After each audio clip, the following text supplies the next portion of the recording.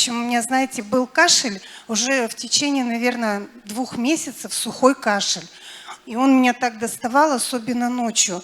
Я лечилась там, пробовала, ну, как мы сами там что-то покупаем, там, капаем, брызгаем. Ну, думаю, пройдет, но у меня никогда так не было. Но тут затянулся, ну, все, я думаю, уже он надоел. Я собираюсь в больницу, в поликлинику. Сходила уже, выписали мне там анализы какие сдавать. К другому врачу талон надо взять. Ну, короче, я все это сделала. Но у нас, когда был вечер хвалы и поклонения, и, в общем, я не знаю, это было какое-то чудо, атмосфера тогда была. Я после этого вечера хвалы, получила исцеление.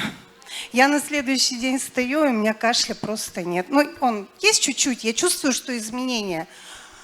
Ну, короче, на следующую ночь я уже точно понимаю, что его нет. И сейчас вот талон ко врачу, я думаю, с чем я пойду, не знаю. Ну, схожу, ладно, там, так, что-нибудь придумаем там с ней.